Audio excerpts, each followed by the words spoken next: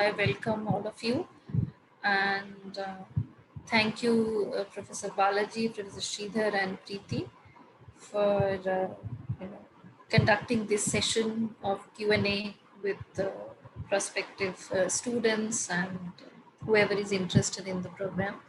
So I'll hand it over now to Shivangi. Shivangi is our student. She is an MSc Digital Society student and she will be our host for the afternoon today. Over to you, Shivangi. Thank you, ma'am. Good afternoon, all. Welcome to the virtual open day.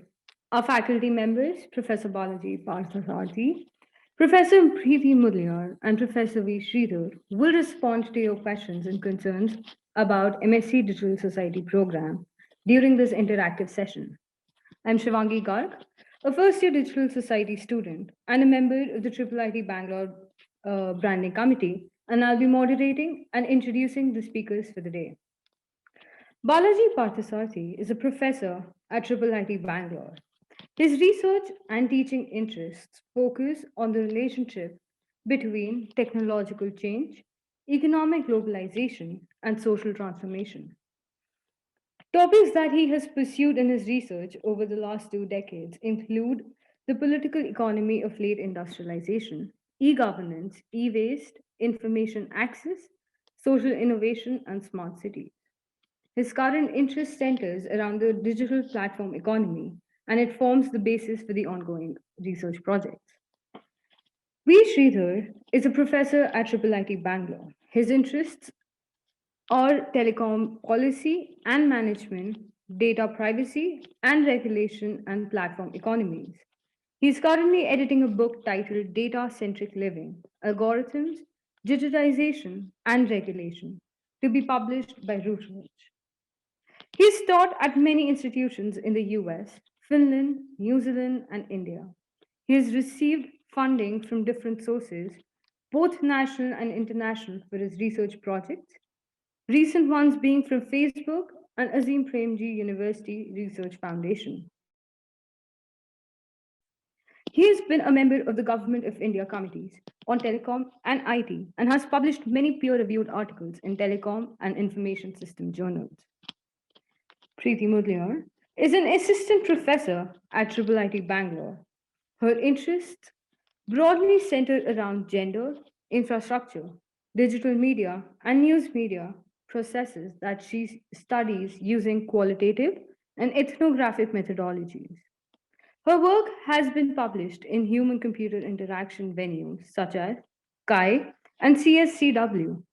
Some of her work finds expression in speculative writing that has been a part of anthologies published by the Digital Asia Hub, Hong Kong, and the Alexander von Humboldt Institute, HIIG, Berlin, Germany.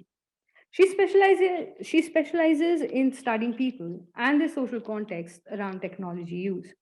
She is a and defense and strategic studies from the University of Pune and PhD in communication studies from the University of Texas, Austin. We warm heartedly welcome you all. Before we get started, I would like to thank the audience on the Zoom meeting attending Virtual Open Day. Please feel free to ask your questions in the chat boxes. Now, I would like to request the speakers to introduce the program. Thank you. Balaji, would you like to go first? Sure, except that I think some of the things that I would say to introduce myself has already been said.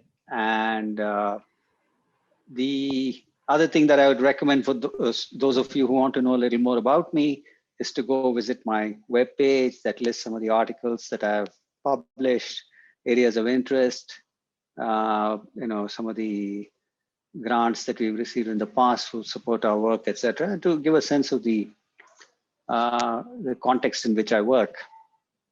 And yes, I mean, all I will say at this point is welcome to this virtual open house. And, you should feel free to ask questions. And the other thing is, we've sort of built up this program over the years. It's very unique. It's still probably the only one of its kind in the country. And so which might elicit questions from your side, but we'll all be happy to answer them for you. That's it for now. This is Sridhar, and thanks for coming over to this webinar to get a glimpse of what we do as faculty members and students at IIIT Bangalore. So this is a new program. We have MSc in Digital Society. We've been running it for the last 4 to 5 years. And this program is very different from the technical programs that we run in our campus otherwise. So this is open, as you know, from the call for applications. This program is open to non-technical students as well. So we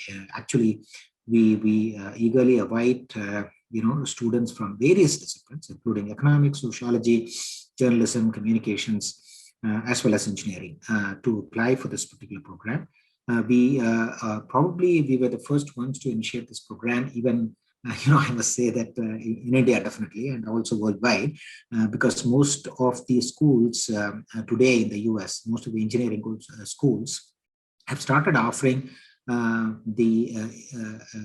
courses that incorporate socioeconomics into the curriculum, because we, as technologists, sometimes people tend to forget the social and human aspects and the economics associated with them, and we try to bring in a multidisciplinary perspective in this particular course. So you will get to hear from faculty members who specialize in communications journalism, like Professor Preeti,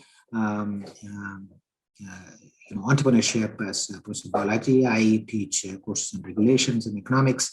Professor Bidisha teaches courses on sociology, and so on and so on. Right. So you will get to hear from faculty members whose expertise in different areas. We want to inculcate a systemic thinking about technology problems and solutions in this particular course. So that is a brief, and it is very new and evolving field, and I'm sure that you will have ample opportunities to do not only theory in the class, but also engage yourselves in, for example, research projects and also internships with industry. So we welcome you on board, and if you have any questions, we can always answer. So over to Preeti.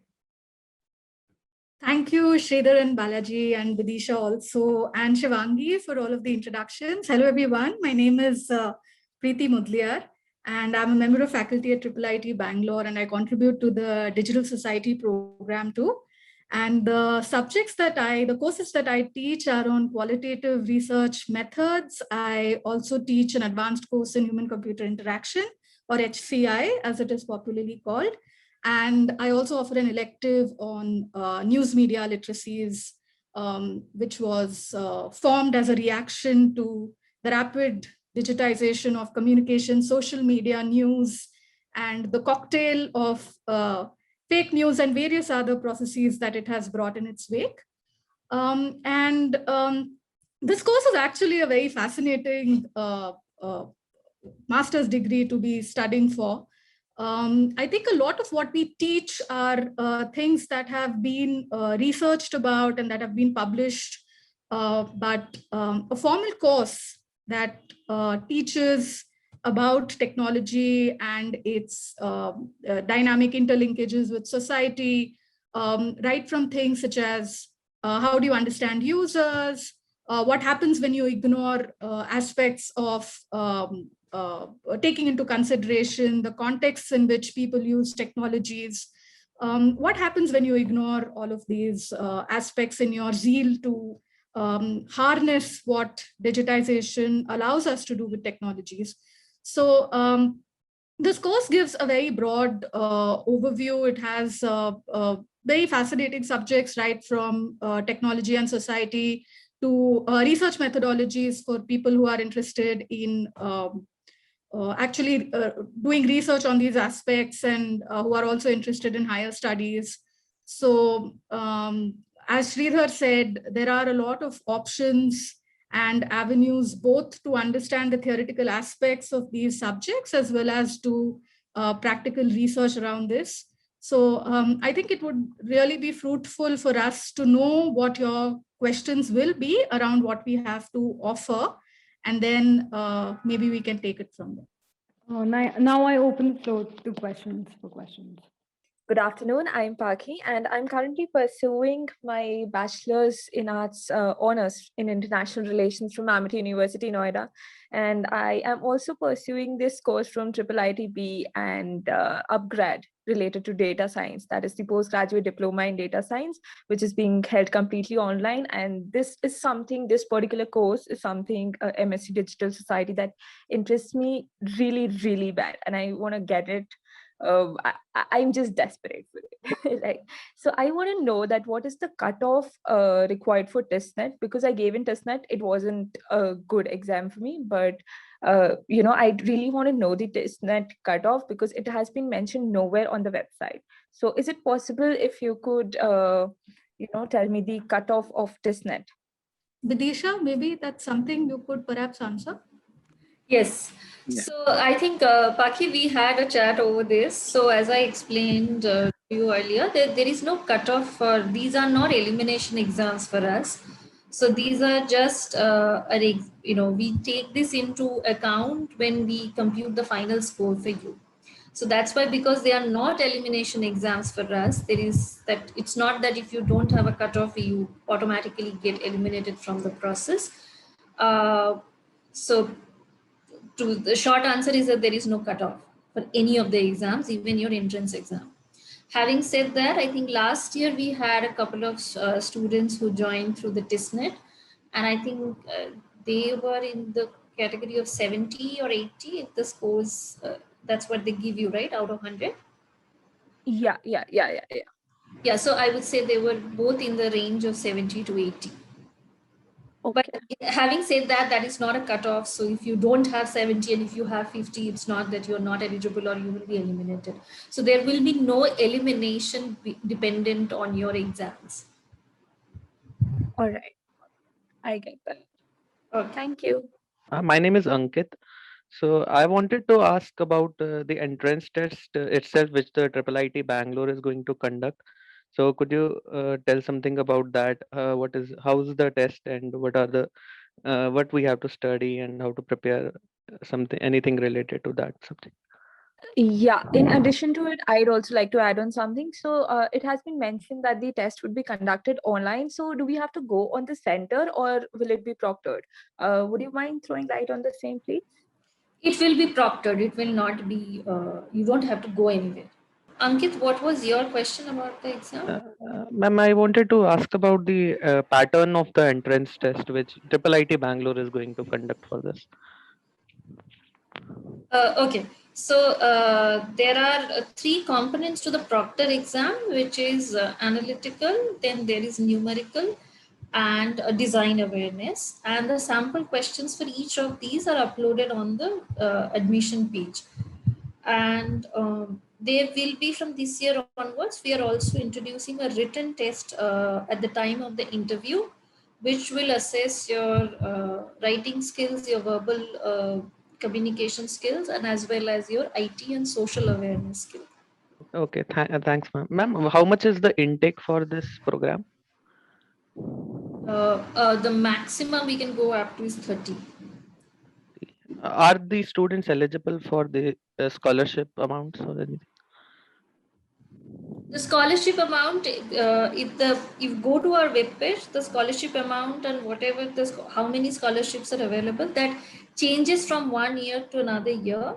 So that we will, depending on how many people are getting admitted and how much scholarships are available to us, depending on that, we will announce it, once the admission process is through. Thanks.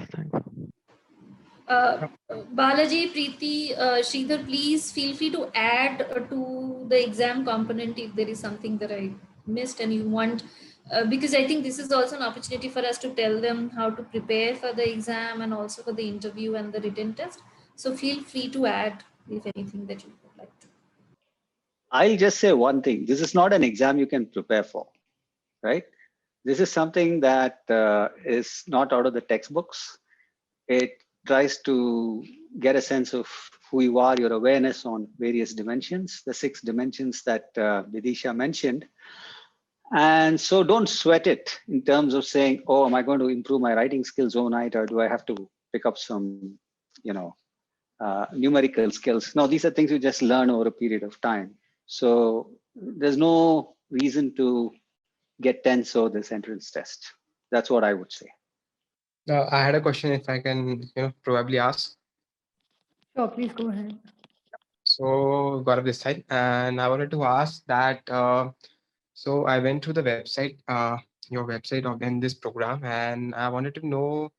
I had a look on the career opportunities, but I wanted to know some placements, statistics, and the placement assistance the university would be providing us, because I could not find any data relevant to the same on the website. So if you could, you know, uh, mention some light on that.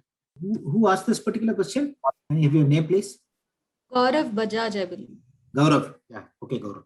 Gaurav, the institute has its own placement cell, right? So placement and internship cell, and there is a full-time coordinator who, undertakes this particular activity. So students are, basically, are provided with enough support, institutional support, for finding out internships during their fourth semester, and also summer internships, as well as during the placement.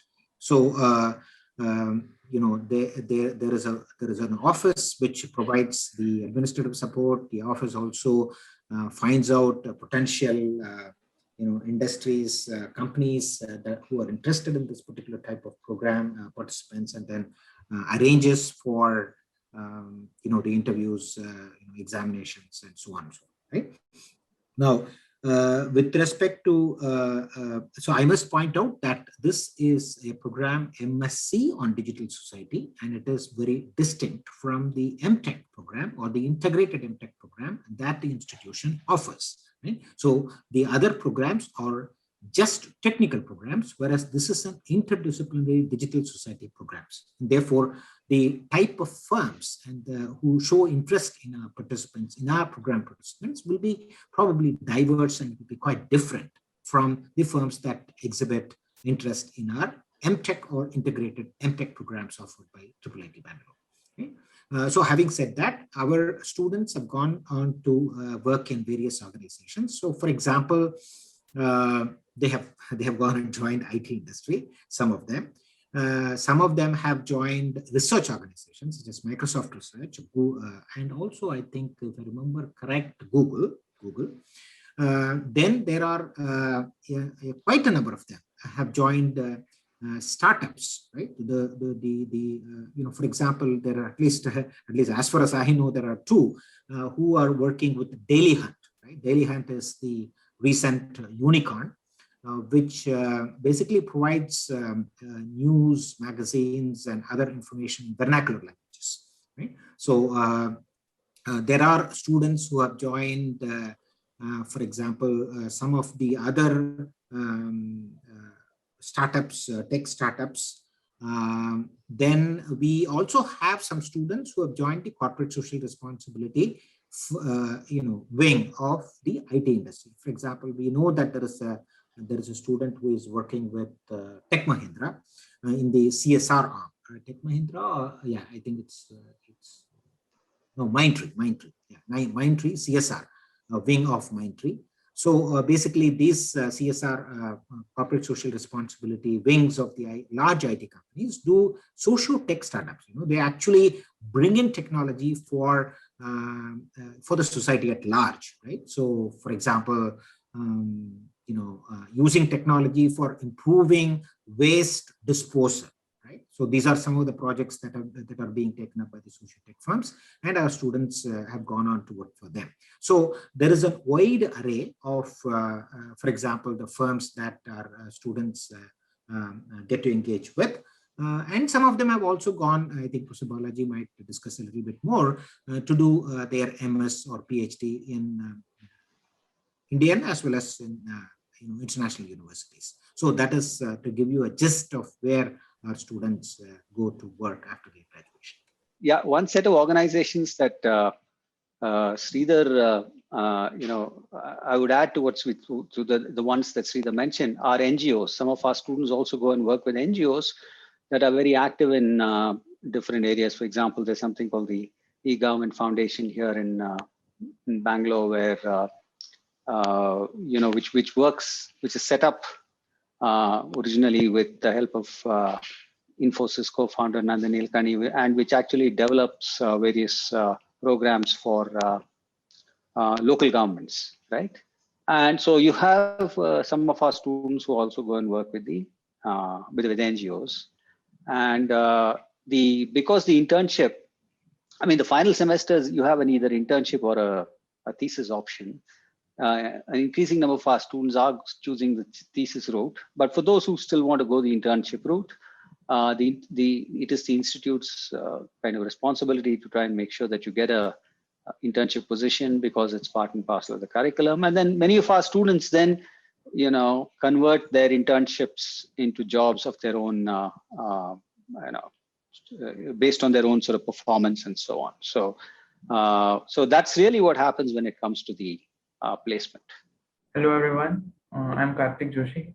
So I went through the website and the curriculum of this particular program, and the curriculum was really interesting because of it gave a holistic sense, because there are courses on policy and then HCI, qualitative research, advanced research methods. So I was particularly interested whether this program offers any specialization in HCI, and basically I'm comparing this program with the MS by Research, which is another program offered at IIT Bangalore. So if someone could throw light on this part. Preeti, would you like to take that?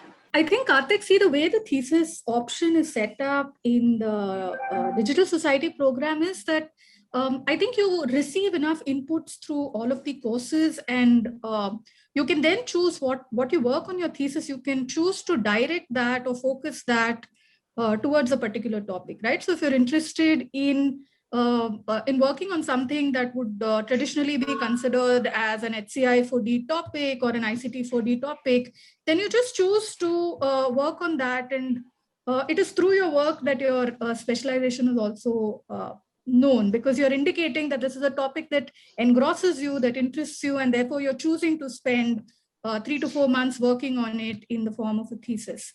That said, I think formally the master's program also offers 3 specializations in the domains of human-centered design, data and public policy, and there is also another specialization that I'm forgetting, maybe Bidisha could help there. So formally, you could choose to have that as your domain specialization in your master's degree.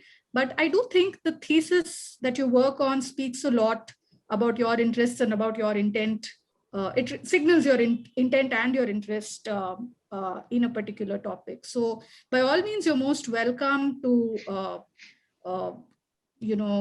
spend the first 3 semesters just figuring out what is it that interests you. And then as the 3rd semester comes to an end, you can hone in on a particular topic that you would want to pursue in the form of a thesis under the supervision of a faculty member. And you're most welcome, like I also told you an email, you're most welcome to think about HCI, think about HCI 4D topics, and the Masters in Digital Society, I think, provides excellent support for, especially if you are interested in HCI related topics. So that in short. The curriculum is the courses in MS by Research program and MSc Digital Society, are they the same? Or because for research-based program, I know that the course weightage would be less, but then still wanted to know about the courses that I expect. You would take courses along with the Digital Society programs, but I think because the MS by Research program is also research intensive, whereas for the Digital Society students, working on a thesis is just one option. They can also choose to pursue an internship. And therefore, I think how the MS by Research program would differ is that you'd be expected to do a lot more, say, reading electives or project electives that will allow you to formulate thesis question that you will work on. And an MS by Research program also typically takes longer, because the thesis requirements for a Master's Digital Society program will differ from what a research degree will demand from the candidate. And therefore, I don't think MS by research students really graduate in 2 years. I think they may take slightly more than that to finish all of their degree requirements and then successfully graduate, it works a little differently for the Digital Society students because they just have the final semester to work on their thesis. And typically for a master's by research program, you will need to devote much more time for your final thesis. Okay. And the electives that you mentioned, that were for MSc Digital Society. Yes, and that is something that you could, it's not just me, the other faculty members also offer electives. You can also take reading electives with them. And that in many instances is quite similar. So you will be taking a lot of courses with the Digital Society students, but the requirements that you have to adhere to certain coursework credits, and what portion of these credits need to be classroom courses versus reading electives and project electives. I think there are finer distinctions between what Digital Society program students are expected to do and what MS by research students are expected to do.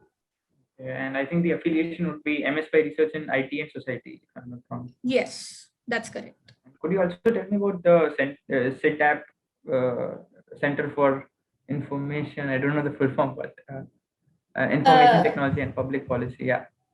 Yeah, there is a question actually, Preeti. If you are answering this question, there's also a question from Ayush, whoever also said if the faculty members could speak about their current research projects and also a little bit about the Center for IT and Public Policy. So maybe you can start with your research and then maybe Balaji or Sridhar can. Before Preeti sort of says something further about her research, I would like to finish this conversation about the MS by research and MSc. Sorry for jumping in, Preeti, and interrupting you. But I think it's important to understand that while many of our courses are open to people at various levels, once you enroll in that course, the expectations of research students is different from those who are just going in for a regular degree. The kind of assignments you'll be expected to do, the kind of maybe papers you'll be expected to write, the expectations are different. And so it's not enough to just say, okay, these courses are similar, but certainly what we expect from students are different. And also, I don't know what is your background, Karthik? And I would expect, and I request everybody when they first speak to say a couple of words about their own background. What is your background, Karthik? Yeah, currently I'm in my final semester studying electronics and computer engineering. And from past 6 months or so, I've been working in the disability space for my college projects. And lately I've been interested in research domain of HCI for development and ICT for development. Okay. See, I'm asking you that very specifically because the MS by research is also primarily what we call, we tend to favor people who have a little bit of work experience and who are trying to come back to a research career by building on what they have sort of picked up during their professional years. Okay. It's for people who are just going to graduate or are very recent graduates, we strongly recommend the degree programs which allow you in a more intense exposure to ideas, which for those who have a few years of experience, they have other kinds of compensating elements. So just bear that in mind too. So is the work experience mandatory for the research program or? It's not mandatory. See, nothing is mandatory. It just depends on what we will, how you will sort of come through, but it was designed with that in mind, I can tell you. Okay. Definitely. Okay. The MS by research. Yeah, the question that was from Ayush is that he was requesting all of you to speak a little bit about your current research and also if you can talk a bit about the Center for IT and Public Policy. Yeah, I just feel maybe if Balaji could introduce the CITAP to the students, and maybe that we could then talk about all of our research interests. Okay, I'll do that. See, the Center for IT and Public Policy was founded around 2013, 2014, and it is seen it was conceptualized and still remains as the research phase of IIITB to the outside world, right? And this brings together the center. It's a virtual center. It brings together various faculty members who don't necessarily all teach in the what we call the IT and society area, which is sort of the academic teaching phase, okay, of the people who are interested in the broader questions of the relationship between technology and society. So this brings together various faculty members, students, etc., who are interested in questions or interested in research questions.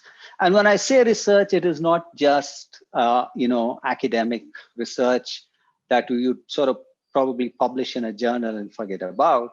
It's also activist research. And when I say activist research, it doesn't mean you'll find us sort of marching down the streets of Bangalore or whichever city you might like to imagine. Rather, we like to provide fodder, we'd like to provide ways and means of thinking about problems that have immediate relevance, right? And I can give you a couple of examples about that later, right? So we work on issues pertaining to healthcare, to education, to governance, and so on. And different faculty do that. So that, these are, and in the process actually address questions that are things that you read about in the newspaper on a daily basis, right? So in that sense, it's activist research, right? We're trying to inform policy debates, right? We are not activists in the sense we do not have a preconceived notion of how things must change, but rather we like to do rigorous research and have that inform how policy changes should be made, what policy direction should be chosen, right? That's what activist academic research is all about. And this is to a large extent what CITAP does. And we work in different domains, like I mentioned. We bring together various people at the center. And that is people who are not just academics from within IIITB. We bring in academics from outside. We bring in people who are part of policy organizations, people who are part of the corporate world, people who are part of government and governance institutions from across the world, from within our country, etc. So it's NGOs. So it's a wide cross-section of society, people who are keen on figuring out and asking questions about the relationship that this near mythical and magical technology might offer, right? The kind of answers it might offer, the kind of limitations it has about, as we grapple with a number of issues in our world. So we bring together people, we work on questions both within and outside the institute. We work on questions in different domains, and we also try and simultaneously develop the tools for that. The tools can range from qualitative methods, quantitative methods, methods using GIS, methods using HCI, etc. So in a sense, we bring in methodological rigor. We make sure we are theoretically informed, and we bring together the necessary tools to ask questions about the world and how technology actually fits in, right? So that's really what CITAP is about. And we work on a wide variety of projects. And we have regular activities. We have speakers who come in from all over the world. Whenever they're in Bangalore, when physical, face-to-face talks were possible, we would be the preferred location from which to deliver a talk. And we had a fairly active talk series, which will hopefully resume soon. That's what CITAP has been about, right? So it's virtual, it's active, and it asks interesting questions. And we also engage wherever possible, students in all these projects, right?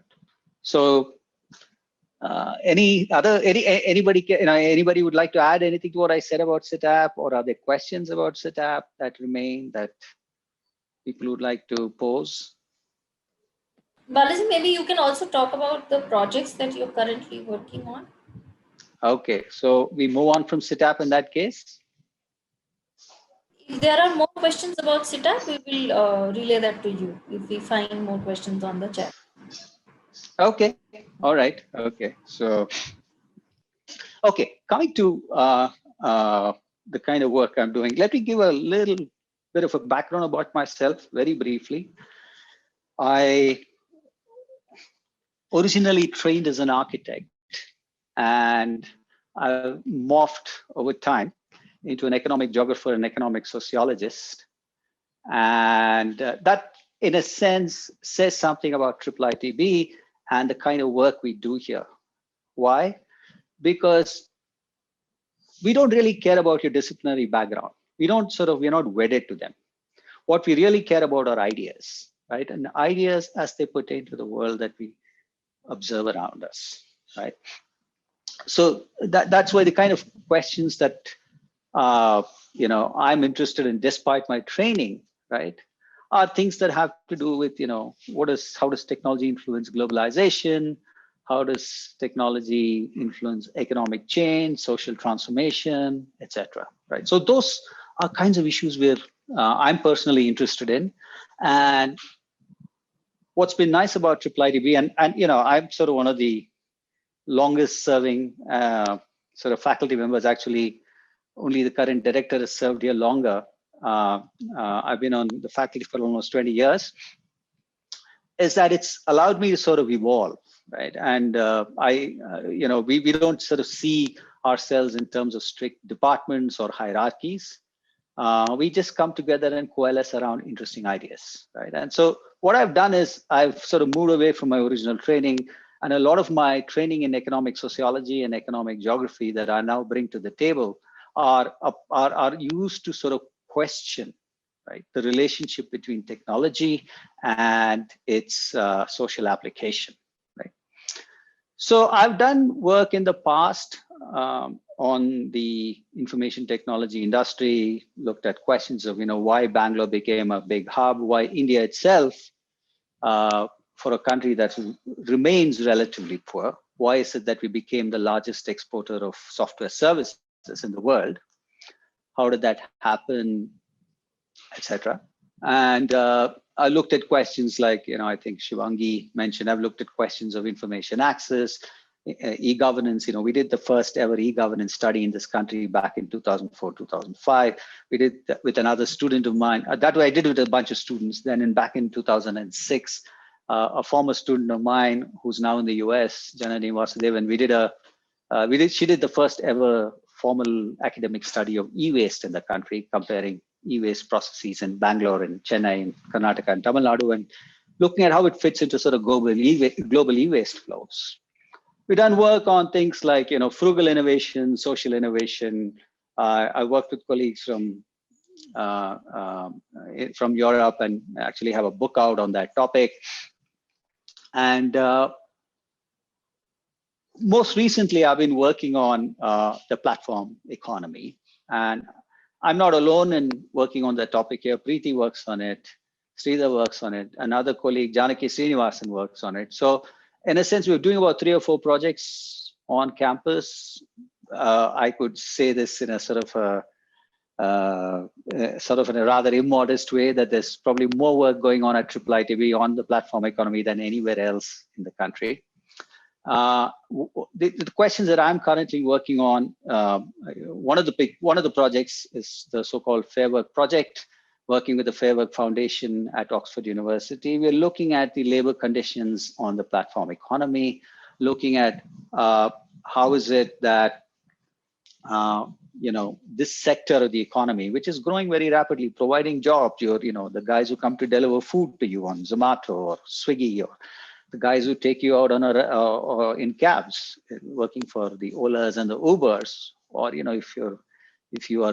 if you seek beauty services from Urban Company, etc. You have these women who come, or men in the case of male customers, who provide you with services. So we try to understand the conditions, and often horrendous conditions, let me say, and try to say, look, there's got to be a better way to do this. that's an instance of the activist research we're doing, right? So we've been looking at the conditions of workers, and we've been holding up a mirror to the platforms and saying, look, things have to be done better. And people are paying attention to us, right? And more platforms are willing to talk to us after having dismissed us as sort of mere academic annoyance. So the work that I'm doing now is about the platform economy. Why did it rise in India? I mean, where was its sort of origins globally?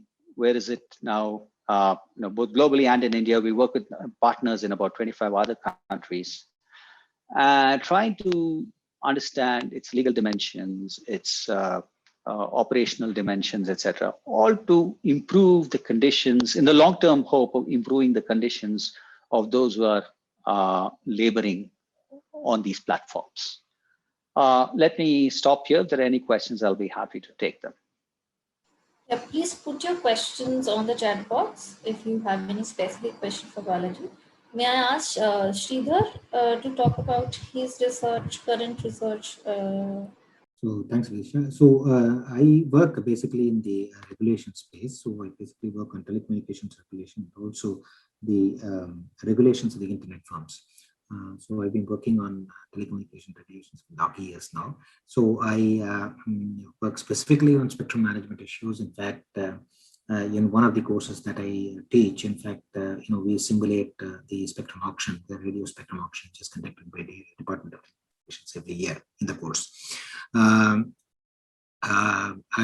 also work on the various regulatory aspects apart from spectrum, interconnection issues, universal access, price and competition related regulation, so on.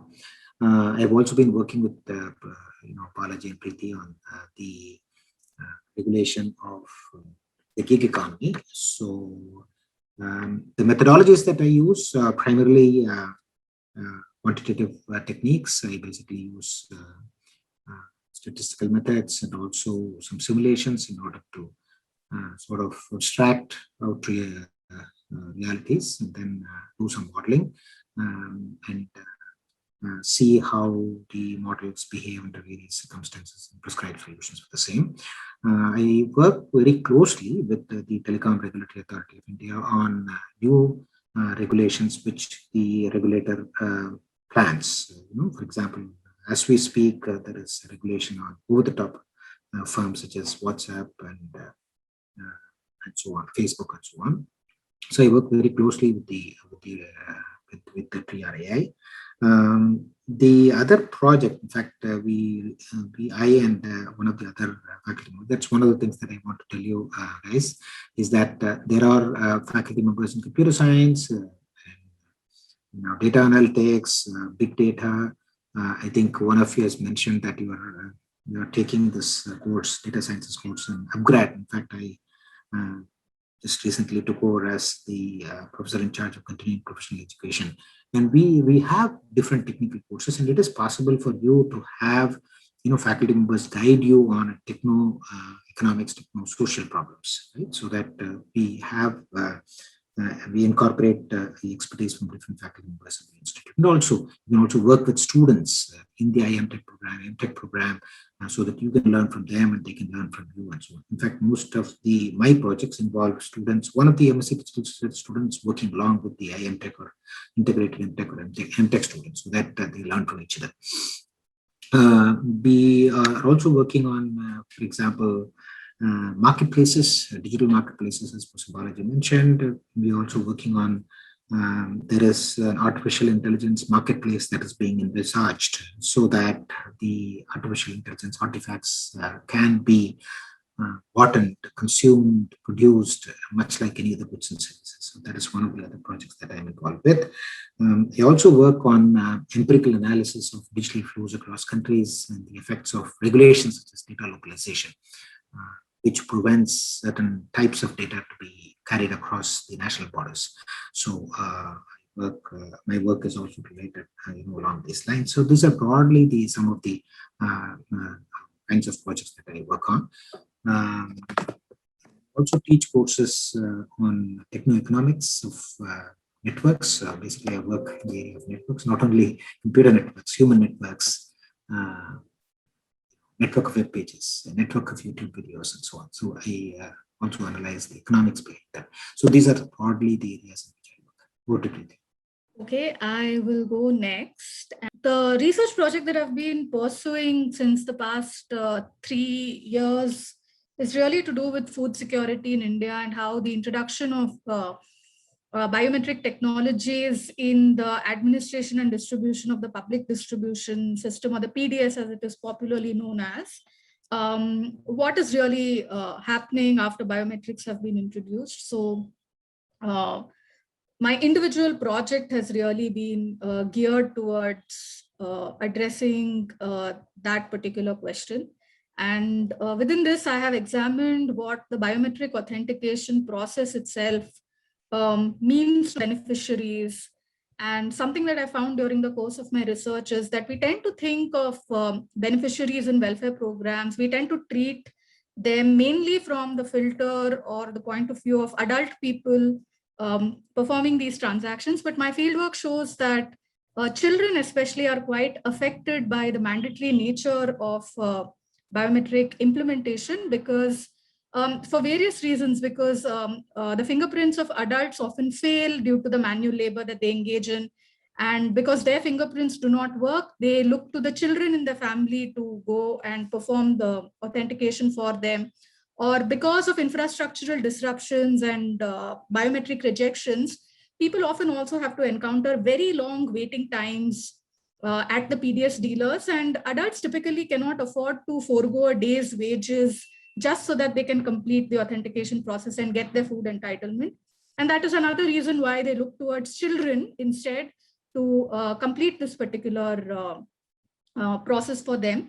And it also has implications for children, such as they have to skip school often to be able to complete the biometric authentication, because it means that they get food for the families.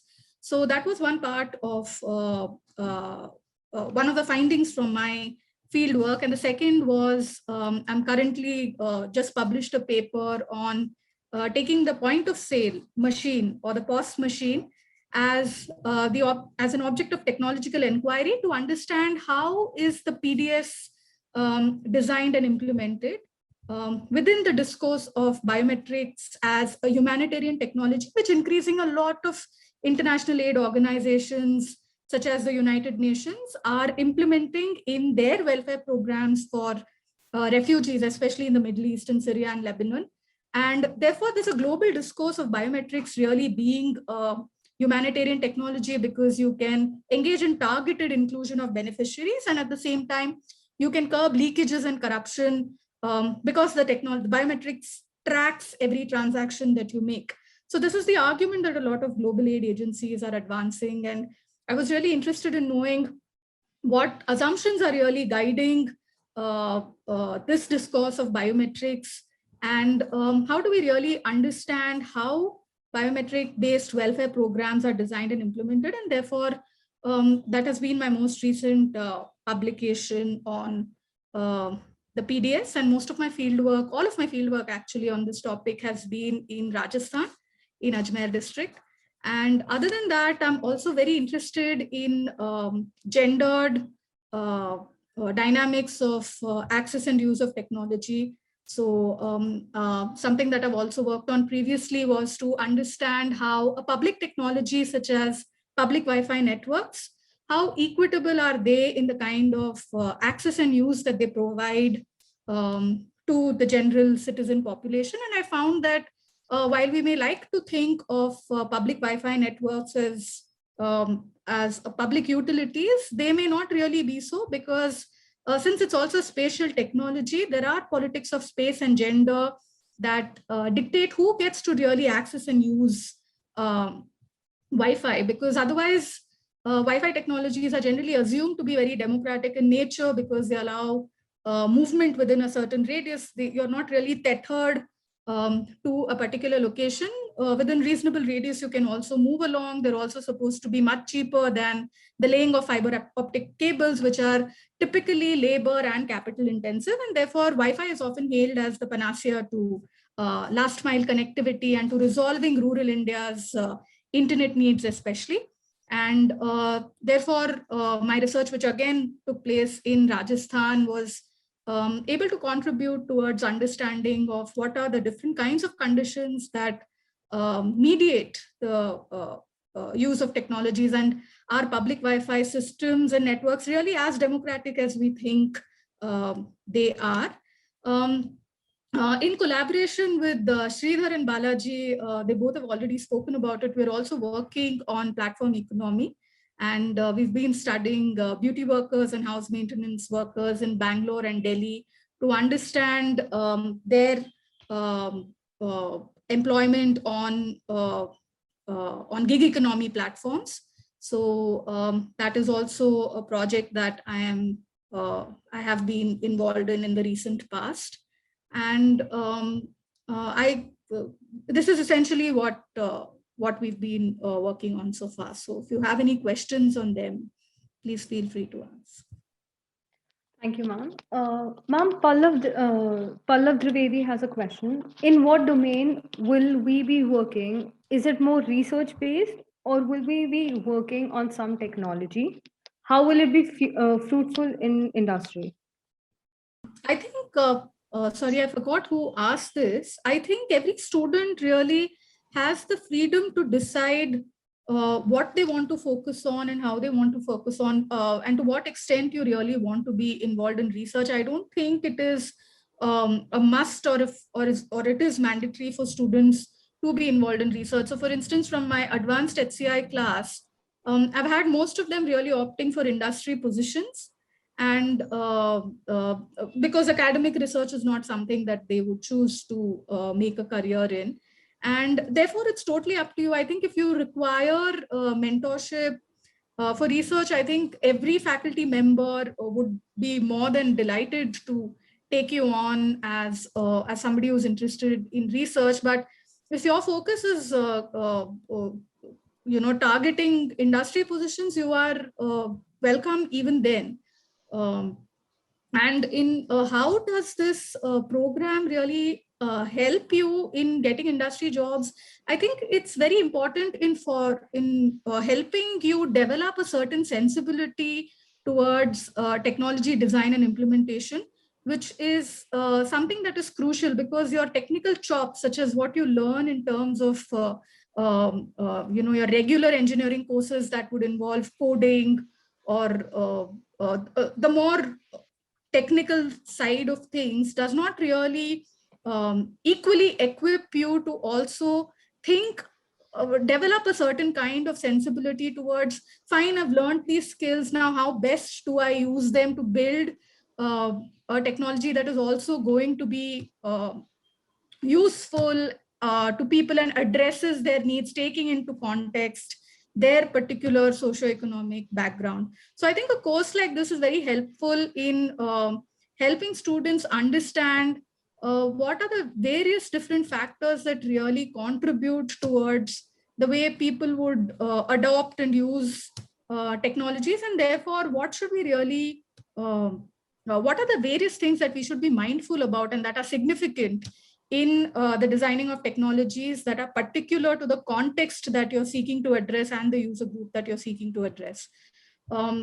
In addition to that, I think what industry also values a lot is methodological skills, and our degree program offers lots of courses that will help you refine your methodology and the data collection methods. You will have ample opportunities to put these into practice. So I think these are the two ways in which the industry would really welcome students who graduate from this particular program. I hope that answers your question. I'm going to add something to what Preeti said.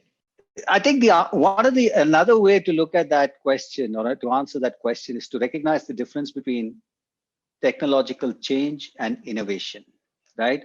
So when you're building new technologies, right, there's no guarantee that the technology is going to be accepted. It might be fantastic stuff, but there's any number of examples of technologies that have been built in the lab, shown to be brilliant, but are sitting on or gathering dust, right? Because they find it hard to use them. Innovation is about figuring out how to introduce technology, whether or not that technology is at the bleeding edge, into sort of social conditions and situations where people find the use for them, right? So that so a lot of what engineering does is about providing you insights into technological change, building new technologies. Will that find acceptance? There's sort of enough of a history to say no. So what this program really sensitizes you to is to ask the question: how do these sort of technologies, however fancy they might be, how and when are they likely to find acceptance, so that you actually have some kind of innovation, right? So you may not have the fanciest technology, you might not have the fanciest phones in the hands of people, but for a lot of people out there, it has brought about certain kinds of changes in their lives, right? In terms of being able to communicate with families who are far away, et cetera, et cetera. So that is the kind of question we hope you'll be able to answer. And that requires certain kinds of thinking that permits you to go beyond being sort of dazzled by the technology itself. I think Professor Sridhar has to leave, so I just would request Sridhar to share his point of view on the industry role, especially because you work on tech policy. So that is also a stream of students can go ahead with in the industry. So just maybe have a last word with the students before you sign off. Yeah, sure.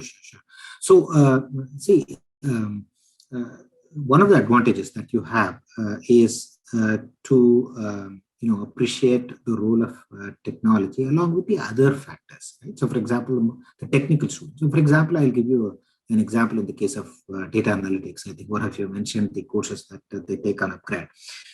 So I am in, technical technology students, so engineering students, so computer science students. So they'll focus on data engineering, right? How to develop algorithms to basically speed up the process of analyzing data, for example.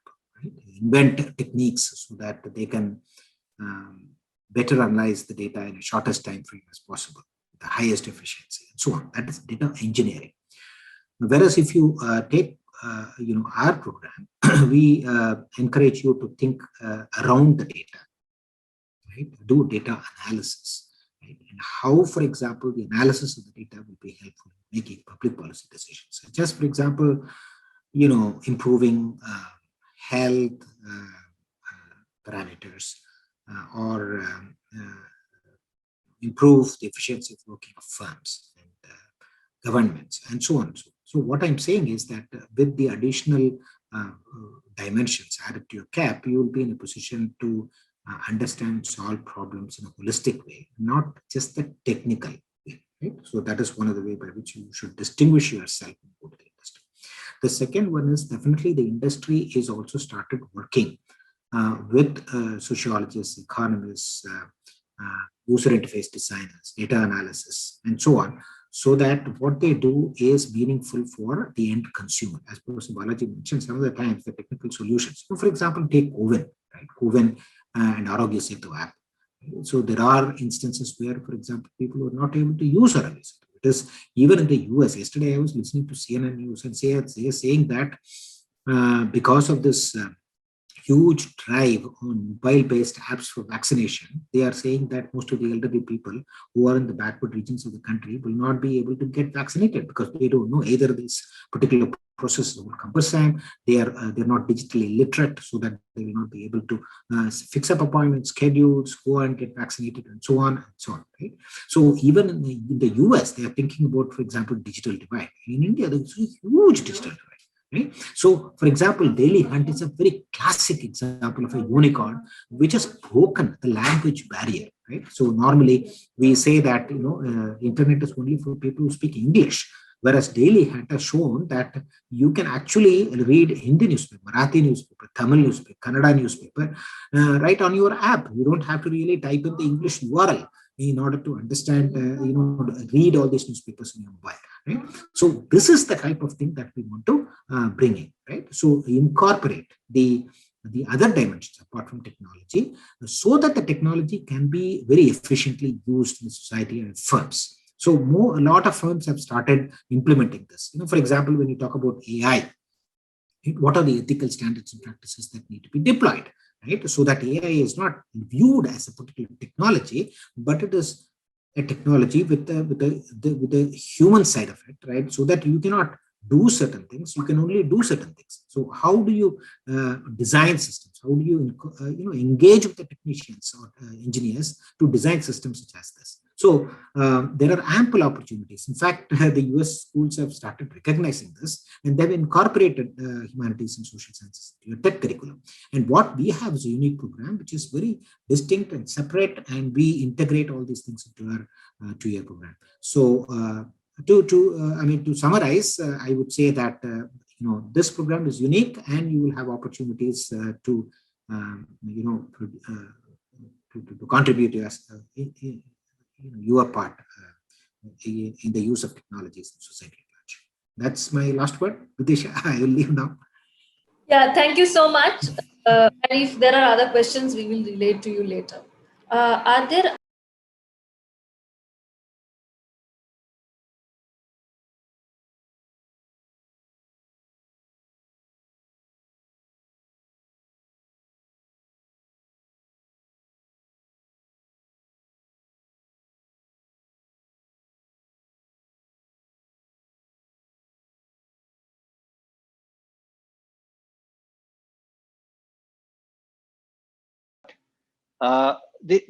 the opportunities are there because all faculty members at the institute are working on their own research. Sometimes, like Preeti, Sridhar, and I are doing, we're working on projects jointly together. And you just have to visit our web pages. You'll see what's going on currently. You can come and talk to us, outside of the class, learn more about what we're doing. Okay. And that you're always welcome. If anything, I think at least mine, I don't want to speak for others. My complaint has been, or not my complaint, my lament has been that not enough of our students are willing to come and work with us. And so we end up quite often hiring people from outside to help us work on our projects, right? But we also have other cases. For example, I'm working on this Fair Work project with my colleague Janaki, and we have 2 of our alumni who started writing their theses, one in the IM Tech and another in the MSc 2 years ago. They graduated, and then for the last 2 years, they've been working with us on a project that's it's a multi-year project. So we've had examples like that in the past, but it's a question of making sure that your interests align with what's required. And we'll be more than happy to. Our first priority is for our students, right, on any research project. And but we expect the students to come up and say, can we work with you? Can we help you? It's not about saying, catching hold of you and saying, come, you have no choice. You have to work for me or work with me. It's not even work for me. It's work with me. Because many of these research projects, we don't have the answer. We're trying to explore ideas together, right? And therefore, there's a lot of excitement in working on these projects. Of course, it's a lot of hard work, but no pain, no gain, as they say. And our doors are always open. And if I'm not just referring to the physical doors, like some of you have been corresponding, I don't know, one of you has been writing to Preeti. So like that, you can write to any of us if you like our projects, and then we can see if there are ways by which you can actually get involved. So it's up to you to take the initiative. So it's there's just plenty going on at the Institute. There's just not a dull moment. Thank you, sir. We have another question, which is a reference to how is the placement cell and what are the alumni doing at the moment? I thought Sridhar already answered that question earlier, that we do have a placement cell that helps people get to find positions. There's a whole bunch of companies, which is not necessarily mainstream, that come because of the interdisciplinary nature of this program. People end up working in companies and startups and NGOs in a variety of other organizations. And the cell has helped them with the at least surely with the internship, because that's part of the program. And then many typically go on to find employment in the places where they do internship. I thought Sridhar had addressed and mentioned all of this. But anyways, I'll just this is just a brief recap of what he said earlier. Yes, I have a very, very short and sweet question, if I may proceed. Yes, please. Yeah, everyone has been talking about work experience lately, and it's not just about IIITB, but a lot of colleges otherwise itself. Over here, I'd like to know, what do you refer as work experience? Because during my bachelor's, I started my own venture and I have already worked with 12 or 13 organizations, including the Ministry of Social Justice and Empowerment. Will that be considered as work experience, or work experience is something that is, only after, that is only considered that you're doing after your graduation? No, it is not necessarily things, it's not necessarily work or employment that comes after graduation. It comes with experience, and your experience that you have gained during the course of your undergraduate degree will also count. But then the onus is on you to show us what is it that counts and how is it that counts, right? Because people come with a very a diverse set of experiences. So you have to say, look, this is where I think I can. This is what allows me to draw and sort of apply for this program, or this is the kind of this is what I learned, and this is how I think I'd be, and these are the kinds of strengths I think it gives me when I come into this program. So the onus is on the person who's pointing out to this diverse set of experiences. That's something very fantastic, and that is what attracts me to this program, to be very honest. Thank you so much. Are there any other questions that we have not addressed? We're trying to keep a tab of the chat box, but if there is anybody here whose question has not been addressed, feel free to unmute yourself and ask the questions. Ma'am, there's this one question which asks, is this course just suited for pure sciences? Which I assume is answered. Yeah, I think, no, there is no, like we welcome students from all disciplines and any discipline for that matter. So there is no disciplinary bar for us here. So it's not just meant for pure sciences, it's meant for pure arts, pure science, or pure engineering, pure law, whatever, as many as you can count on your fingers.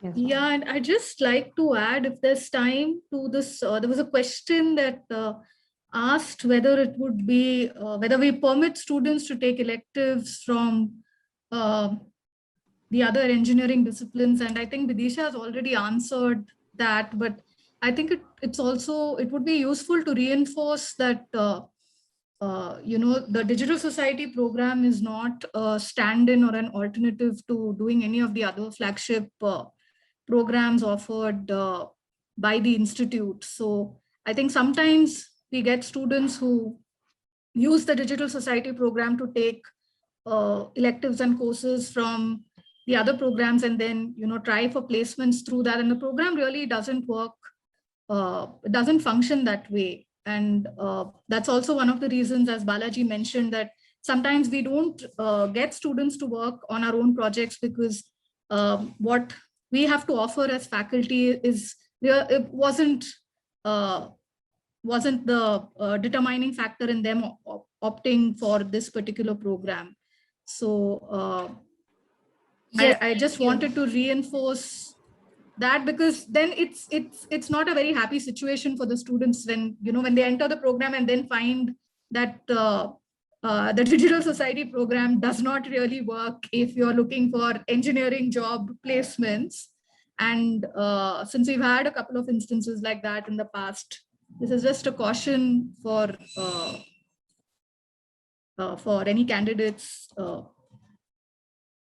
would probably think along those lines. Yeah, and I think that, thank you, Preeti, for bringing this up. I think, I answered somebody's question here.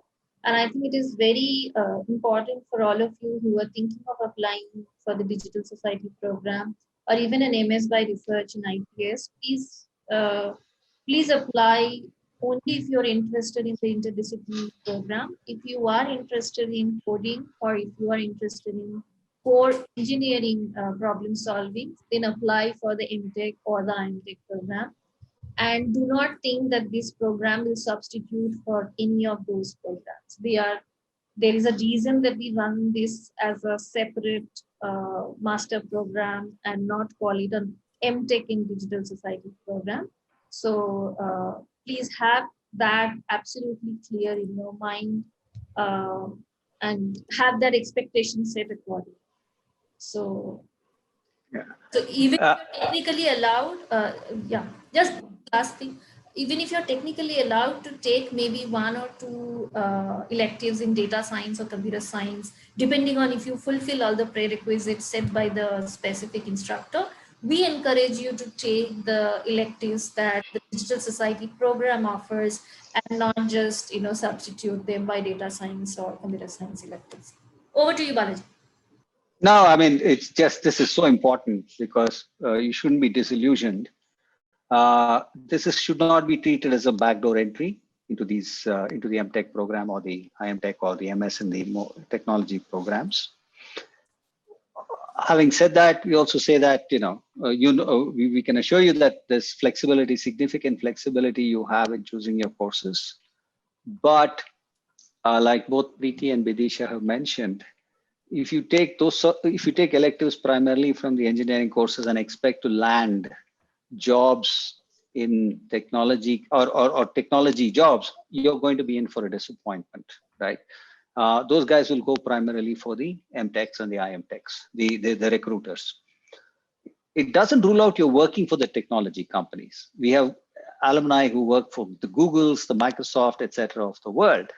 The question is what kind of roles you will play within those large companies, right? So while some of our IMTechs and MTechs go for the technology jobs in those large technology companies, those companies are also broadening their scope. So for example, Microsoft Research has a technology for emerging regions group, which looks precisely at how innovation and the insertion of technology in less affluent context takes place, right? So we have that. So you have these companies offering those kinds of opportunities for graduates from the MSc programs. Okay, so you will work in, you can still work for those companies. Or another alumna of ours, she works at Google, but she actually looks at user interface design, right, at Google Research in Bangalore. So you can, while you'll have all the opportunity to work for these large companies, the technology companies, the kind of roles you will play are different. Just like the MTechs will not get the kind of jobs that the MSCs get, right? They're very different. So don't compare yourself with them. Those are very different beasts.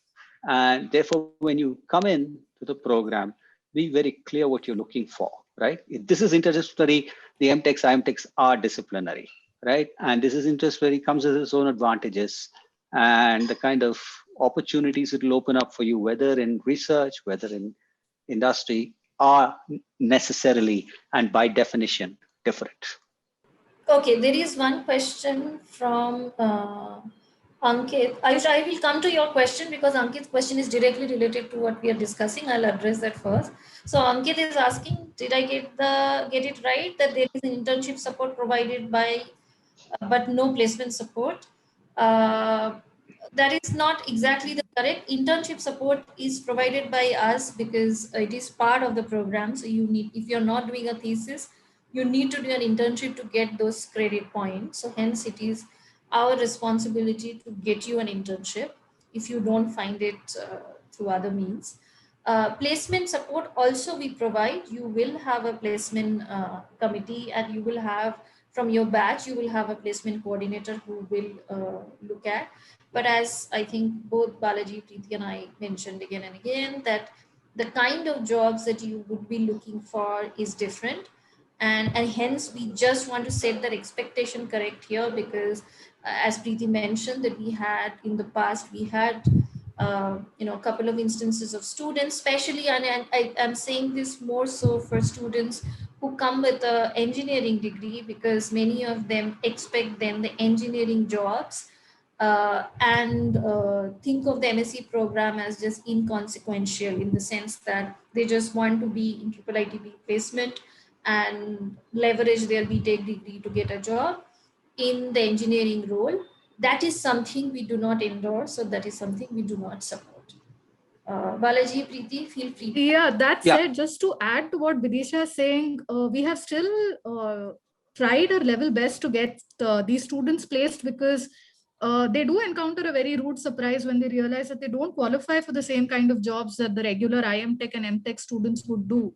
And so we do our best to, get them jobs. Some of us work one-on-one with them to, help them polish their soft skills so that they can also present themselves well at interviews, so on and so forth. But if their fundamental goal itself is to aim for an engineering position through the IIIT Bangalore route, then this program is simply not for you. But if you are really interested in the interdisciplinary flavor that we have to offer, and if you're interested in taking electives from CSC and ECE and apply that in the way and what it teaches you to in designing a particular piece of technology, I think this program would be perfect for you. It's just that we've not had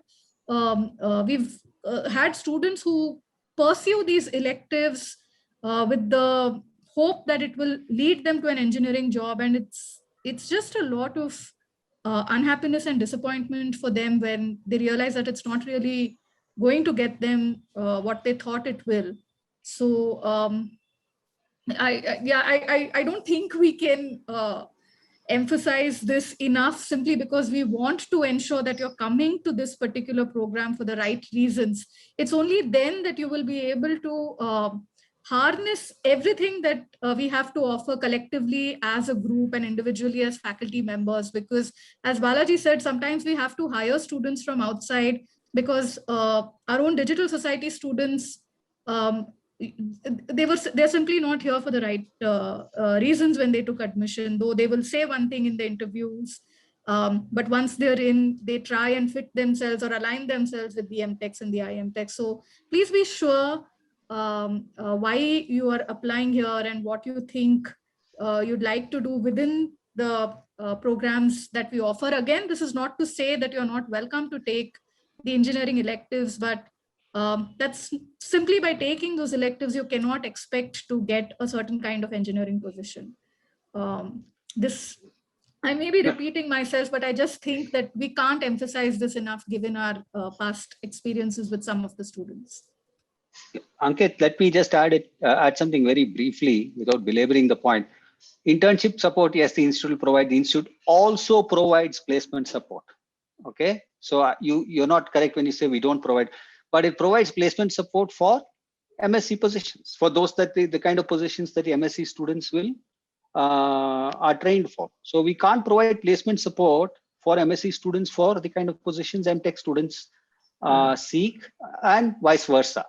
So there is a certain logic to this. That's all. So we definitely provide place support. Yes, sir. So I exactly wanted to ask about this only. For the digital society job roles, is the placement support provided? Not for computer science of this. No, definitely. That we do. We do. So what kind of job roles, like is product management or those job roles in this in this course aligned with this course, like digital society course? Yeah, there is actually a course on product management at IIIT. So it depends, and then you can come and don't come with preconceived notions. Come, explore the courses, and then you might find surprises, in the sense you might find things that you didn't think either existed or didn't think you were interested in, sort of suddenly catch your attention. Just to add to that very specific question on product management, this year we've had one student who's working with BigBasket in a product management role. And from the previous batches, I think one of the students is currently with Freshworks.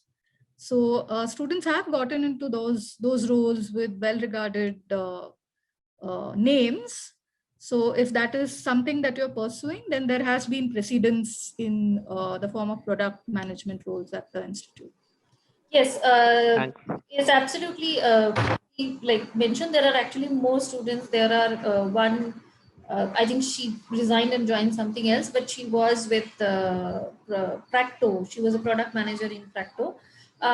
So there are many people who have joined as product manager, but just to give you a sense of what kind of roles are available. So there are 3 specializations that you can opt for in the program.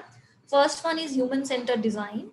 The second one is data-intensive design, and the third one is research and policy. So, this will give you a sense of what kind of roles that you might get in industry or startups, or, even if you want to go to research organizations. So many of these big corporates would also have their research wings. So there also the kind of roles that we train you for will fit in. Ayush had a question earlier. I'm sorry, Ayush, I said I'll come back to you. The scholarship criteria. Balaji, you want to mention about the scholarship that we started this year quickly? I mean, this scholarship that we started this year will also follow the same thing. It'll be a merit cum means criterion. And so I don't know overall, like you mentioned, right? It depends on the number of applicants and availability. But this year there's been a new scholarship launched where one person will be given a 1-year tuition waiver. That's a separate scholarship. Then there are institutes in memory of somebody who was very closely associated with the institute. But in addition to that, there are a number of other scholarships to varying degrees that the institute gives, depending on requirement, demand, and need, right? Demonstrated need. So yeah, like I think Bidisha rightly pointed out, most of these we will not be able to say upfront. It will also depend on how many people we admit, how many people ask, and how much the pot of money is. But we try and give some, we try and assist most students to some degree, right? So that's all I can. I'm sorry if I'm a little vague at this point, but there is something to go around for everybody. Is that okay, Bidisha? Yes, I think as of now, this much we can say. We don't really have a figure right now to definitely put even how many scholarships.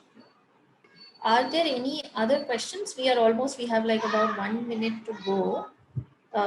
So anybody, your questions have not been addressed? There's a question on the intake sites for the MS research program. Okay. That I think that's dependent really on each faculty member, how many students they are willing to take. There is no limit, and it depends, because MS by research programs, you mention a topic and then a faculty volunteers to work with you, and therefore it depends on finding a match between interest, the applicant's interest and the faculty interest. There's no number in terms of the prescribed number in terms of the intake. It could be anywhere upwards of 0. Okay, and so we don't have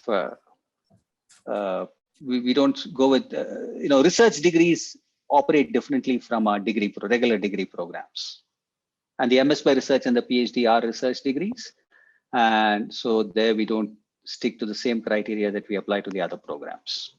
All right, thank you everyone for joining in, and we hope to see some of you when you come for the interview. Thank you. Yeah, thank you, Preeti.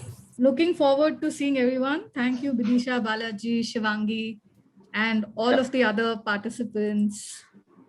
Thanks for all your questions, and hope to meet you sometime. Yes. Yeah. Please apply and spread the word. Thank you, everybody, for coming. Bye. Thank you. Bye. Bye.